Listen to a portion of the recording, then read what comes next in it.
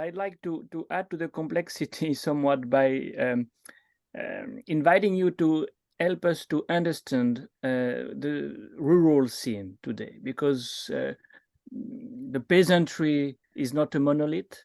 We very well know that the NRAGA is primarily for the landless, so-called landless peasants, and you have enlightened us on their condition.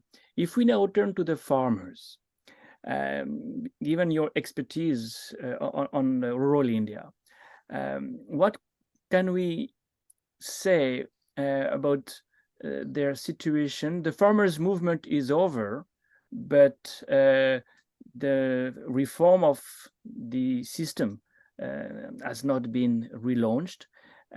What could be done, and what is the situation? Can we speak of a crisis of India's agriculture to some extent? And if so, in what terms? I think there is a problem. I think the problem is that the land holdings have shrunk, and so the farmers who were not able to diversify, many of them have diversified, but they do other things now. They run buses, or they run flour mills, or they have all kinds of small enterprises, but many of them have not diversified. And if you have not been able to diversify, and if you have remained in agriculture, and your landholding has shrunk, and meanwhile the productivity has increased, but not much more than the rate at which your landholding is shrinking, then you are more or less staying in place. And meanwhile, the rest of the economy is doing well. So you feel that you're losing, at least in relative terms, if not in some cases in absolute terms. So I think that's what makes a lot of farmers feeling that, they're not getting their due. The farmers' movement, I think, was really impressive as a political movement. There's no doubt about that, including the way it has tried to unite people across various sections and classes. And of course, the courage and intelligence, I would say, also of that movement, which ended up getting its way against all odds.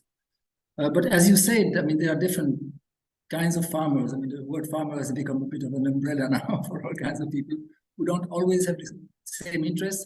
And I think my only reservation is in that movement is that I feel it has not completely done justice to the smaller farmers, including the landless laborers, which are meant to be counted as farmers. But like in Jharkhand, I mean, I say that partly because I live in Jharkhand, where most farmers are small farmers.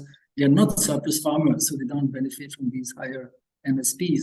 And what they need is the kinds of investment that I mentioned earlier when I was talking of the mango plantations. Mango is just one product, but in Jharkhand, there are hundreds of products that could be developed in the same way. It could be a very well-off, if not a rich state.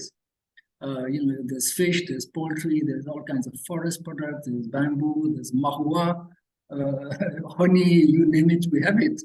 But these things don't develop on their own so easily. I mean, the idea that the market will do it, it sounds very nice on a blackboard, but it's not how it works in practice. So you need some public initiative, you need marketing arrangements, you need knowledge, you need credit, sometimes insurance, and so on. You may need institutions like cooperatives.